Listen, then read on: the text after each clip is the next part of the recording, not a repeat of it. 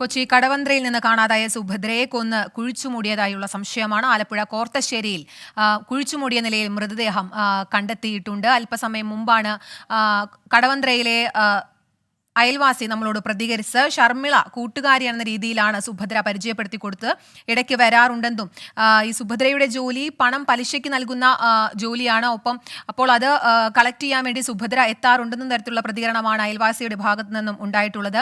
മനീഷ് മഹിപാൽ ചേരുന്നുണ്ട് വിശദാംശങ്ങളുമായി. മനീഷ്, ഈ സുഭദ്രയ്ക്ക് ഇവരെ രണ്ടുപേരെയും അറിയാം. ഇവർ രണ്ടുപേരുടെ കല്യാണം നടത്തിക്കൊടുത്ത് സുഭദ്രയാണെന്ന തരത്തിലുള്ള പ്രതികരണങ്ങളാണല്ലോ നമുക്ക് ലഭിച്ചത്. ഒപ്പം സുഭദ്രയുമായി ബന്ധമുള്ള ഇവർക്ക് സുഭദ്രയുടെ മകനും അറിയാൻ സാധ്യതയുണ്ടാവുമല്ലോ. മകന്റെ ഭാഗത്ത് നിന്ന് ഏതെങ്കിലും തരത്തിലുള്ള പ്രതികരണം വന്നിട്ടുണ്ടോ? ഇവർ തമ്മിലുള്ള ബന്ധം എന്താണെന്നോ, ഇവർ തമ്മിൽ എന്തെങ്കിലും പ്രശ്നങ്ങൾ ഉണ്ടായിരുന്നോ, അങ്ങനെ ഏതെങ്കിലും തരത്തിലുള്ള പ്രതികരണമോ സംശയമോ എന്തെങ്കിലും സുഭദ്രയുടെ മകൻ ഈ സാഹചര്യത്തിൽ പങ്കുവച്ചിട്ടുണ്ടോ?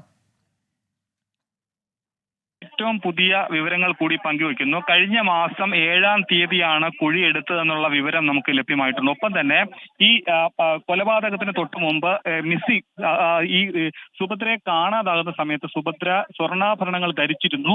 നിലവിൽ മൃതദേഹത്തിൽ സ്വർണ്ണാഭരണങ്ങൾ ഇല്ല എന്നുകൂടി കണ്ടെത്തിയിട്ടുണ്ട്. ഇപ്പോൾ ആലപ്പുഴ ഡിവൈഎസ്പിയുടെ പ്രതികരണമാണ് വരുന്നത്. ആലപ്പുഴ ഡിവൈഎസ്പിയുടെ പ്രതികരണം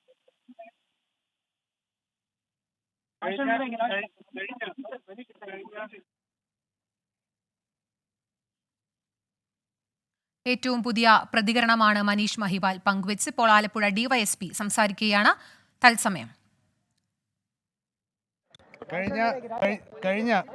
കഴിഞ്ഞ ഓഗസ്റ്റ് മാസം 4-ാം തീയതി കടവന്ത്ര സ്റ്റേഷൻ പരിധിയിൽ നിന്ന് ഒരു സ്ത്രീയെ, പ്രായമായ സ്ത്രീ, 75 വയസ്സുള്ള സുഭദ്രയെ കാണാതായ സംഭവത്തിൽ ഒരു കേസ് കടവന്ത്ര സ്റ്റേഷൻ അധികാരികൾ എടുക്കുകയും അതിൻ്റെ അന്വേഷണം അവർ നടത്തുകയും ചെയ്തു. വളരെ നല്ല രീതിയിൽ അന്വേഷണം നടത്തിയെങ്കിൽ തന്നെയും ഈ സുഭദ്ര എവിടെ പോയി എന്നുള്ളതിനെപ്പറ്റി ഒരു തിട്ടം അവർക്കില്ലായിരുന്നു. തുടർന്ന് പല ഇൻഫർമേഷൻ അവർ കളക്ട് ചെയ്തു. CCTV ദൃശ്യങ്ങൾ ഉൾപ്പെടെ അത് എല്ലാം പരിശോധിച്ചും മറ്റ് ചില കാര്യങ്ങൾ കൂടി അനലൈസ് ചെയ്തതിൽ ഈ കലവൂര് നിവാസികളായിട്ടുള്ള 2 പേരോട് ഒപ്പം ഈ സുഭദ്രയെ കണ്ടതായിട്ടുള്ള വിവരം കിട്ടിയായിരുന്നു. ഈ സുഭദ്ര ഇത് മിസ്സിംഗ് ആയിട്ടുള്ള സ്ഥലം ഈ മണ്ണഞ്ചേരി സ്റ്റേഷൻ പരിധിയിൽ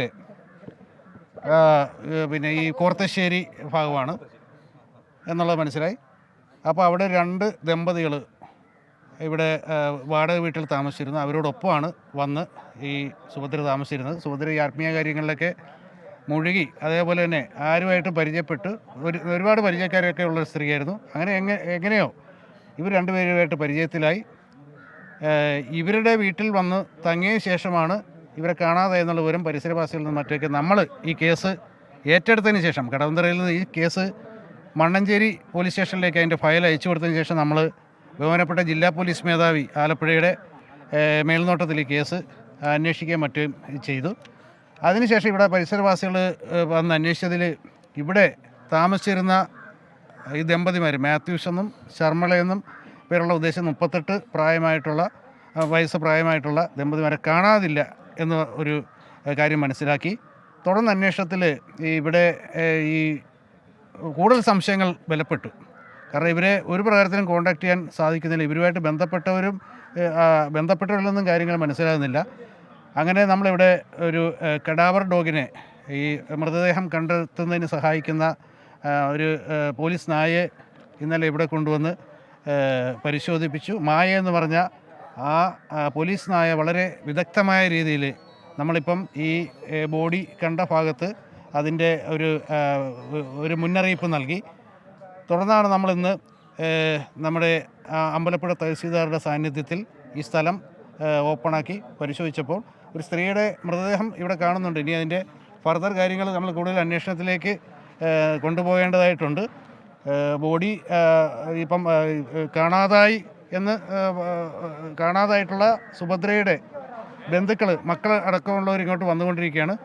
നമ്മൾ കൂടുതൽ കാര്യങ്ങൾ ഇനി മനസ്സിലാക്കേണ്ടിയിരിക്കുന്നു. അപ്പോൾ മാത്രമേ ഡിസ്ക്ലോസ് ചെയ്യാൻ സാധിക്കൂ.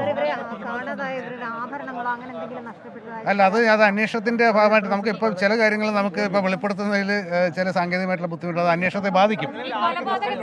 കസ്റ്റഡിയിൽ ആരും തന്നെ ഇല്ല. ഈ നമ്മൾ ഒരു സംശയിക്കപ്പെടുന്ന ആൾക്കാരെ നമ്മൾ കസ്റ്റഡിയിൽ എടുത്തിട്ടില്ല.